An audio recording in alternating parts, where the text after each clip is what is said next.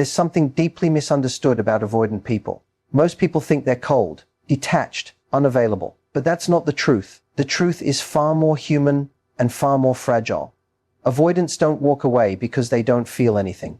They walk away because they feel too much and they were never taught how to hold it. So instead they build distance. They create space. They convince themselves that independence is safety. But here's where everything changes. Because most people respond to their distance with panic. They chase.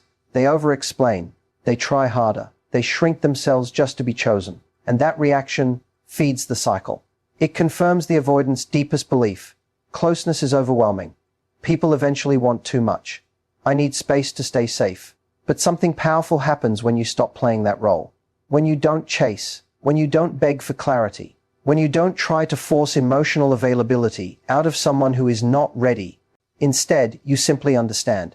Not with resentment. Not with judgment. But with clarity. You see their patterns without taking them personally. You recognize their distance without making it your identity. You stay open, but you don't abandon yourself. And that is where the shift begins. Because avoidants are used to emotional chaos around them. They are used to intensity, pressure, reaction. But calm understanding, that unsettles them in a completely different way. It removes the game. It removes the push and pull.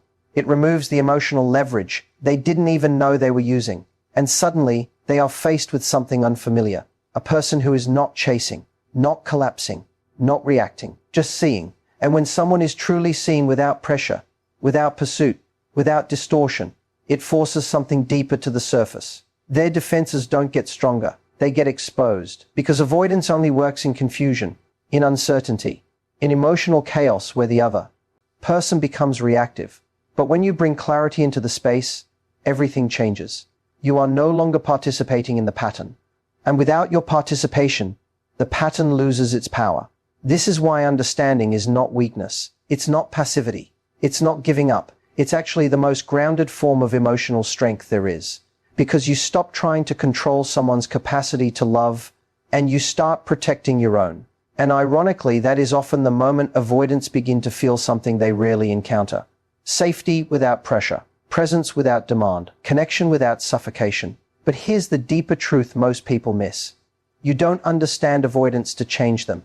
You understand them so you stop abandoning yourself in the process of loving them. Because once you truly see what's happening, you no longer confuse distance for value. You no longer confuse inconsistency for worth. And you no longer confuse emotional unavailability for destiny. You start choosing differently, calmly, clearly, without fear. And in that space, whether they come closer or not, you don't collapse anymore. Because the real transformation was never about them changing. It was about you finally seeing clearly enough to stop losing yourself in what was never stable to begin with. Avoidant behavior is often misunderstood as emotional coldness or a lack of interest, but when you look deeper, it is actually rooted in something far more complex and human. Avoidants don't fear love in its purest form. They don't fear connection, care, or intimacy itself. What they fear is what happens inside of them when love starts to feel too close, too consuming, or too emotionally demanding. It is not the presence of love that overwhelms them, but the intensity of emotional closeness that activates their internal survival system. For many avoidants, emotional closeness was not modeled as something safe during formative experiences. Somewhere in their past, closeness became associated with pressure, loss of autonomy, emotional overwhelm, or even unpredictability. As a result, their nervous system learned a pattern. When someone gets too close, create distance. Not because they want to hurt anyone, but because distance equals regulation. Space equals safety. Independence equals emotional control. So when they enter adult relationships, they are often carrying two conflicting truths inside them at the same time. On one hand, they genuinely desire connection, affection, and meaningful bonding. On the other hand, their internal system begins to activate alarm signals the moment emotional intimacy deepens. This creates a push-pull dynamic that confuses both them and the people who love them. They lean in when they feel safe, and they withdraw when they start to feel emotionally flooded. This is why their behavior often feels inconsistent. One moment they are present, engaged, and even deeply affectionate. The next, they become distant, detached, or suddenly unavailable. To an emotionally unaware observer, this looks like mixed signals or lack of genuine interest. But internally, it is a regulation strategy. They are not deciding logically to withdraw, they are responding emotionally to internal discomfort they may not even fully understand. What makes this even more complex is that avoidants are often highly self-reliant individuals. They pride themselves on independence. They have learned to process emotions alone, solve problems alone, and handle stress without external support. So when a relationship begins to challenge that autonomy, even in healthy ways, it can unconsciously feel like a threat to their internal balance. Not because the partner is doing something wrong, but because intimacy naturally requires emotional exposure, and emotional exposure feels risky to them. This is also why they may resist labels, avoid deep conversations about the future, or become uncomfortable when emotional expectations rise. It's not that they don't care about the person in front of them. It's that their system associates commitment level depth with a loss of emotional breathing room. The closer someone gets, the more their internal alarm system starts looking for exits, not because they want to leave, but because they are trying to regain equilibrium. Understanding this completely shifts the way you interpret their behavior. Instead of seeing distance as rejection, you begin to see it as protection. Instead of interpreting withdrawal as a lack of feeling, you begin to recognize it as an overflow of feeling they don't yet know how to hold. And instead of reacting with anxiety or pursuit, you start to see the importance of emotional steadiness in the presence of emotional avoidance. Because at their core, avoidants are not trying to escape love. They are trying to escape the internal experience that love can trigger when it feels too intense, too fast, or too emotionally demanding.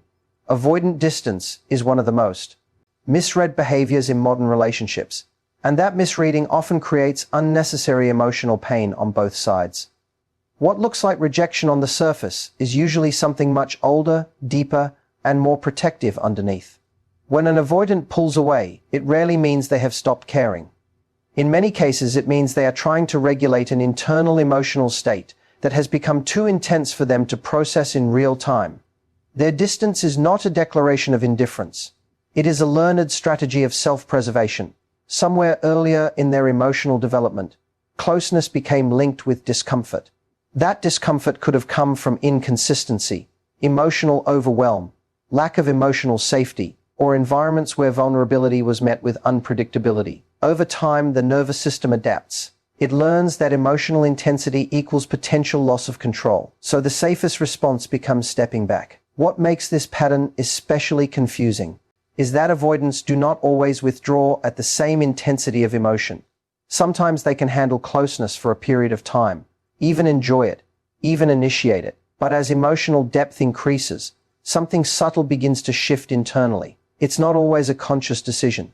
It's more like a quiet internal pressure building up that says, I need space to feel like myself again. So they create distance, not necessarily because the relationship is wrong, but because their system is asking for emotional breathing room.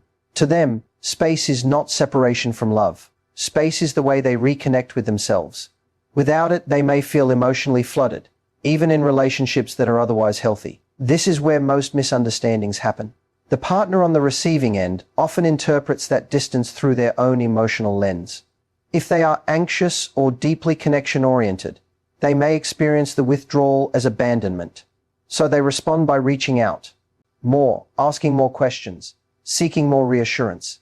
But this increased emotional pursuit can unintentionally amplify the avoidance need for space, creating a cycle where one person moves forward emotionally while the other instinctively moves back. From the avoidance perspective, they are not trying to punish or reject. They are trying to stabilize. They often still care deeply, sometimes even more than they are able to express.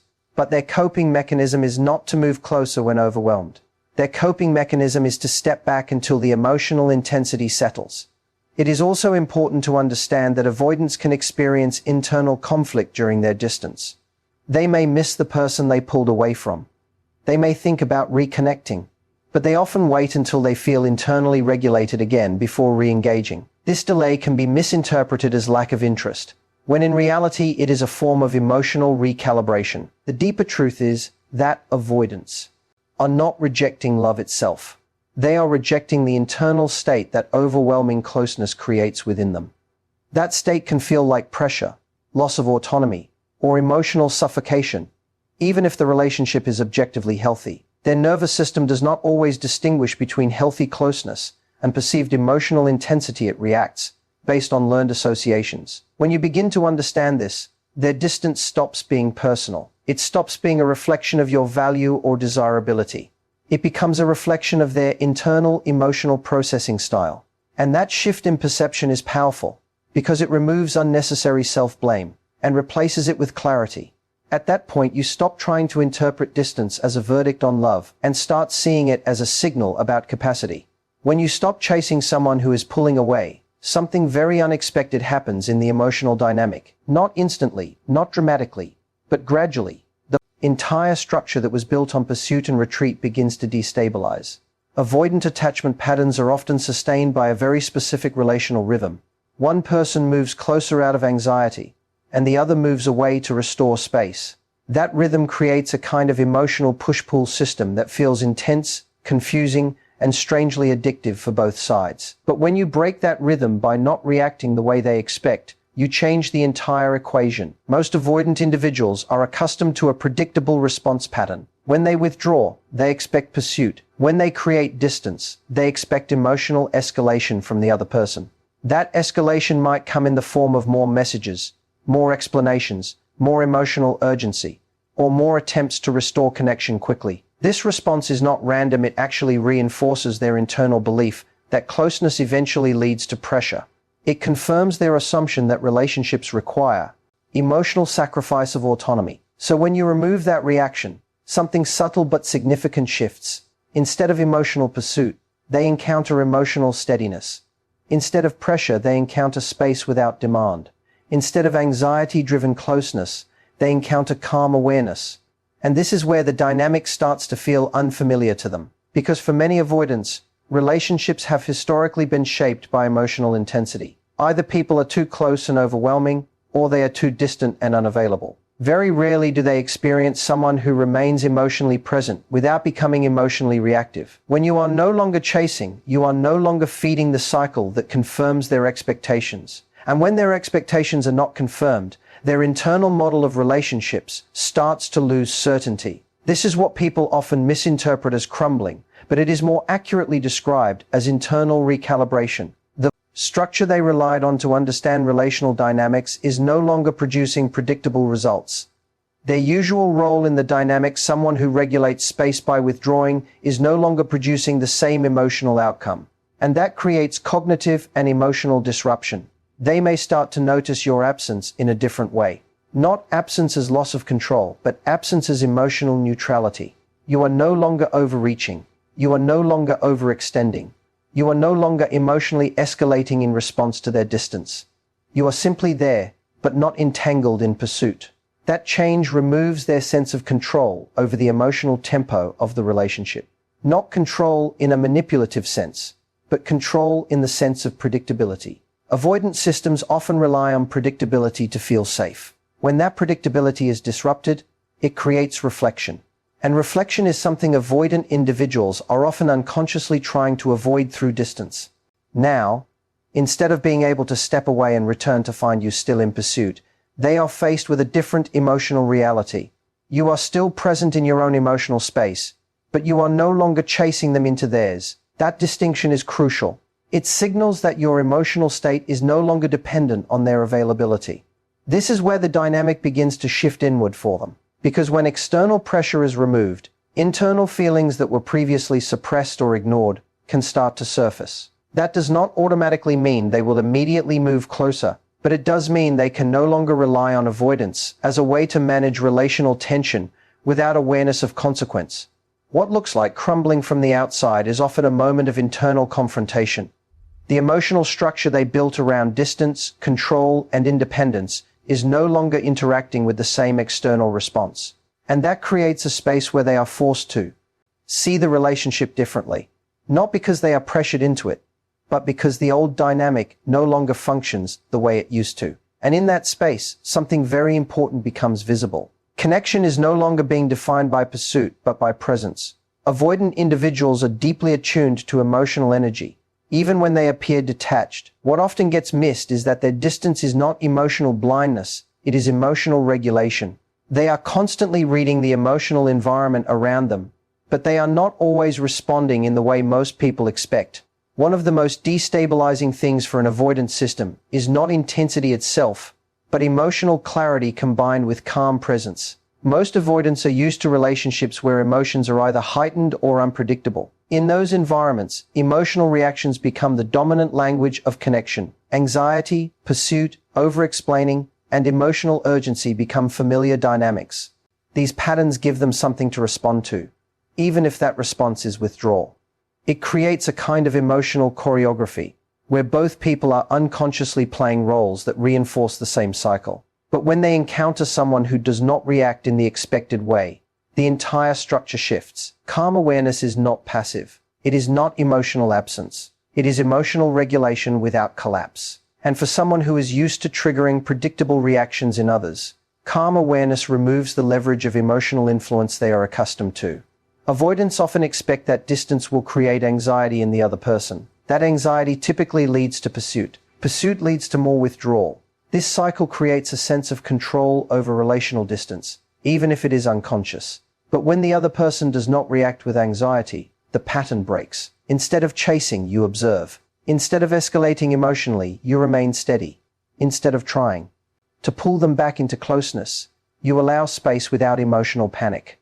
This is where discomfort begins for them, not because you are doing something wrong, but because you are no longer participating in the emotional script they are familiar with. Calm awareness does something powerful. It removes emotional unpredictability from the equation. And paradoxically, it is unpredictability that avoidants often rely on to justify their need for distance. When emotional responses become stable and grounded, their internal narrative is challenged. They are no longer able to assume that closeness will automatically lead to pressure or emotional overwhelm from the other person. Because you are not creating pressure. You are not demanding immediate emotional resolution. You are simply present, but not entangled in reaction. This creates a kind of internal contradiction for them. On one hand, their system is expecting emotional escalation. On the other hand, they are encountering emotional steadiness.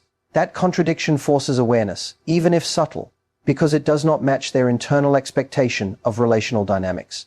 And here is where the deeper psychological shift happens. Avoidant individuals are often more comfortable with emotional withdrawal than emotional presence that is calm, grounded, and non-reactive. Withdrawal gives them control over space. Calm awareness removes the emotional urgency that usually justifies that withdrawal in their mind. When there is no emotional chaos to escape from, the reason for escape becomes less clear. This does not immediately lead to closeness or emotional openness. It often leads to observation. They begin to recalibrate how safe or unsafe the emotional environment actually is. Because for the first time, they are not being emotionally chased, and they are not being emotionally pressured. They are being witnessed without being pursued. That distinction is critical.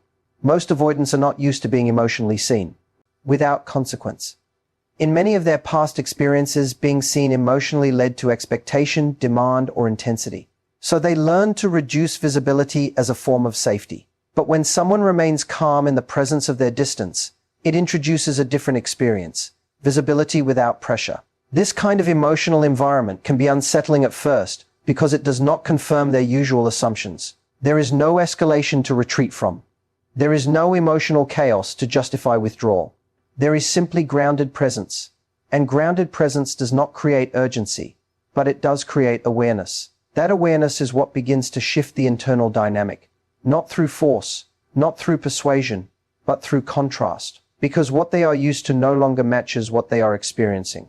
Emotional safety is one of the most misunderstood elements in relationships with avoidant individuals, largely because people assume that closeness is created through intensity, consistency, or emotional expression alone. But for someone with an avoidant attachment system, emotional safety is not built through how much you give. It is built through how you handle space, uncertainty, and emotional distance. At a surface level, it might seem logical to think that more reassurance, more communication, or more emotional effort would naturally create closeness. But for avoidance, too much emotional pressure, even when it comes from love, can feel like intrusion. Not because they do not value connection, but because their nervous system interprets emotional intensity as something that reduces their sense of internal control. So emotional safety for them is not about being constantly reassured. It is about knowing that they are not going to be emotionally pursued, emotionally overwhelmed, or emotionally cornered when they need space. When someone responds to their distance with panic, urgency, or repeated attempts to restore connection, it unintentionally signals that emotional space is not respected. That can activate their instinct to withdraw further, not because they want to disconnect permanently, but because they are trying to re-establish a sense of autonomy. But when you respond differently, when you remain steady, grounded, and non-reactive, you introduce a completely different emotional experience into their system. You show them that space does not equal punishment. Distance does not equal conflict. Silence does not automatically escalate into emotional demand. That is what creates emotional safety. It is not created in moments of closeness alone. It is created in moments of distance, handled with maturity. This is where most people misunderstand the dynamic. They think emotional safety means constant availability. But for avoidance, constant availability can actually feel like pressure if it comes with emotional expectation. What they respond to more deeply is emotional consistency without emotional demand. When they pull away, and you do not collapse, it signals something important. It tells their system that they are allowed to regulate themselves without triggering emotional consequences in the other person. That reduces internal pressure. And when internal pressure reduces, defensiveness reduces with it. Emotional safety also develops through predictability in your emotional responses. Not predictability in behavior, but predictability in regulation. If your emotional state does not dramatically shift based on their proximity or distance, it creates a stabilizing effect in the relationship. Avoidants are often sensitive to emotional volatility, even if they appear unaffected by it externally. They may not always express discomfort, but their nervous system registers emotional intensity quickly. So when they experience someone who remains emotionally grounded even during uncertainty, it creates contrast. That contrast is important because it breaks their expectation that relationships are inherently emotionally demanding environments. Over time, this kind of presence begins to reshape how they interpret connection. Instead of associating closeness with loss of freedom, they begin to associate closeness with something more regulated and less threatening. But this shift does not happen through persuasion. It happens through experience. Every time you do not chase, every time you do not overreact, every time you do not turn their distance into emotional chaos, you are reinforcing emotional safety in a non-verbal way. And this is why emotional safety is not loud. It is not dramatic. It is not something you announce or prove. It is something you demonstrate through consistency in your emotional posture. What makes it even more powerful is that it allows the avoidant individual to approach connection without feeling psychologically trapped. Instead of feeling like closeness comes with immediate emotional obligation, they begin to experience that closeness can exist alongside autonomy. That realization is often unfamiliar to them, because in their internal model, relationships tend to fall into two categories, either emotionally intense and overwhelming, or distant and safe. Emotional safety introduced through grounded presence creates a third experience, connection without pressure. And when that becomes their lived experience repeatedly, it starts to soften their internal resistance, not through force, but through felt security. Most people never realize how much pressure they unintentionally place on a relationship dynamic when they try to fix someone who is emotionally avoidant. The intention is usually love, care, effort, a desire to bring closeness where there is distance. But the impact of that intention can sometimes create the exact opposite result, because what feels like support to one person can feel like emotional pressure to another. When you try to fix an avoidant, the underlying message, no matter how gentle or loving it sounds, is that something about their emotional way of being needs to change immediately in order for connection to feel secure. Even subtle attempts to correct their distance, explain their behavior, or guide them toward emotional availability can be interpreted internally as expectation. And expectation, for an avoidant nervous system, often translates into pressure. The moment pressure enters the emotional space, something shifts inside them. It is not always visible, and it is not always conscious, but it is real. They begin to feel the need to create distance again, not because they do not care, but because their system is trying to restore balance. The more you try to pull them into emotional clarity, the more their internal system can associate you with the very feeling they are trying to regulate away from. What people often misunderstand is that avoidants do not respond well to being emotionally managed. Even when it comes from love, it can feel like someone is trying to reorganize their internal world before they are ready to engage with it.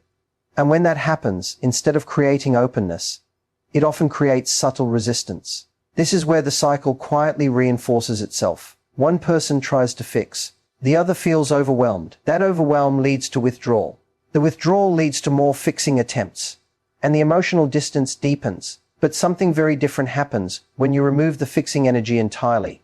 When you stop trying to correct their behavior, explain their emotions, or guide them toward a specific emotional response, you are no longer stepping into the role of emotional responsibility for them. And that shift changes everything. Because what an avoidant actually needs, more than guidance, is space to observe themselves without feeling judged or managed in the process. When there is no pressure to become different, they are left alone with their own internal experience. And that internal space is where real awareness begins to form. Without someone constantly trying to solve them, they are forced to sit with their own emotional patterns without external interference. That does not automatically lead to immediate change, but it creates the conditions where self-reflection becomes possible. And self-reflection is something avoidant individuals often avoid, not because they are incapable of it, but because emotional intensity from others can overwhelm the process before it even starts. When someone is constantly reacting to their distance, it becomes harder for them to understand their own internal state clearly. There is too much external noise. But when that noise disappears, something important happens. They are no longer navigating your emotional reactions. They are navigating themselves. At that point, the dynamic shifts from external management to internal awareness. And this is why letting go of the need to fix them is not detachment in a cold sense. It is actually the removal of pressure that allows authenticity to surface. Because real emotional movement cannot happen in an environment where someone feels emotionally managed. There is also a deeper truth here that most people overlook. Trying to fix someone often comes from anxiety. It comes from discomfort with uncertainty. It comes from the need to resolve emotional tension quickly. But avoidant dynamics are not resolved through urgency. They are often intensified by it. When you stop fixing, you are not abandoning care. You are removing urgency from the relationship. And urgency is what creates emotional compression for avoidance. Without that compression, the emotional space becomes less threatening. And in that space, they are not reacting to your attempts to change them. They are simply experiencing the relationship as it is, without pressure to perform emotional availability before they are internally ready. And sometimes, that absence of pressure is what finally allows them to see the relationship differently, not because they were forced to change, but because they were finally allowed to exist without being emotionally corrected. One of the most transformative realizations in emotional dynamics is understanding that clarity dissolves confusion, and confusion is often the very environment in which unhealthy attachment patterns survive. When you are dealing with avoidant behavior, a large part of the emotional tension does not come from what is being said or done in the moment, but from the uncertainty it creates. Mixed signals, inconsistent presence, emotional distance, followed by brief closeness, all of it creates an internal fog that keeps people emotionally engaged even when the relationship is not stable. Avoidant dynamics often thrive in this fog, not because avoidants are intentionally creating confusion, but because their own internal experience is also fragmented. They may feel close one day and distant the next. They may want connection but simultaneously feel overwhelmed by it. This inconsistency creates ambiguity, and ambiguity keeps both people emotionally entangled. But when you begin to bring clarity into that space, clarity in how you see them, clarity in how you respond, and clarity in how you see yourself, the entire emotional structure starts to shift. Clarity does not mean demanding answers. It does not mean forcing definitions or rushing emotional outcomes. It means you are no longer participating in the confusion. You are no longer interpreting mixed signals as something you must decode endlessly. You are no longer attaching your emotional stability to unpredictable behavior. Instead, you begin to see things as they are, not as you hope they might become in moments of emotional closeness. And this is where avoidant patterns begin to lose their unconscious power. Because avoidant behavior often relies on the other person staying emotionally engaged in interpretation rather than observation. When you are constantly trying to understand what does this mean, or what are they feeling right now, you remain inside the emotional loop. That loop keeps you connected, even if the connection is unstable. But clarity takes you out of the loop. When you become clear, you stop overinterpreting distance as mystery. You stop turning inconsistency into emotional depth. You stop assigning meaning to every shift in tone, timing, or availability. Instead, you begin to observe patterns over time rather than reacting to isolated moments. This is where emotional power naturally begins to return to you, not through control over the other person, but through control over your interpretation. And when your interpretation changes, your emotional response changes. You no longer chase clarity from them, because you are already grounded in your own clarity. For avoidant individuals, this shift is significant, because they are often accustomed to people who are emotionally entangled in interpretation. When that dynamic is present, even distance still holds emotional engagement. The relationship remains active through emotional guessing, anticipation, and reaction. But when you remove confusion from your side, you remove the space where avoidant patterns usually operate unconsciously. There is no longer emotional chaos for them to indirectly influence or respond to. There is just your awareness, steady and unreactive. This can create a form of emotional recalibration for them. Not because they are being forced into anything, but because the usual emotional feedback they receive is no longer present. They are no longer navigating someone who is emotionally destabilized by their inconsistency. They are encountering someone who is observing rather than reacting. And observation is very different from emotional dependence. Over time, this shift can create discomfort for avoidance, not because clarity is threatening, but because confusion is no longer available as a buffer. Without confusion, there is nowhere to hide emotional inconsistency. Everything becomes more visible in its simplicity. At the same time, clarity also protects you. Because once you are no longer emotionally dependent on interpreting every fluctuation, you can begin to let go of your need to control and interpret. You are no longer pulled into cycles of overthinking or emotional self-doubt. You begin to operate from grounded awareness rather than emotional reaction. And from that space, your decisions become less about trying to fix or decode someone, and more about whether the experience itself is aligned with your emotional well-being. That is the deeper shift. Not just seeing avoidance more clearly, but seeing yourself clearly enough to no longer get lost in what is unclear. Thank you for your time and attention. May clarity and emotional peace guide your relationships moving forward. Goodbye, and take care of yourself as you choose what truly aligns with your well-being.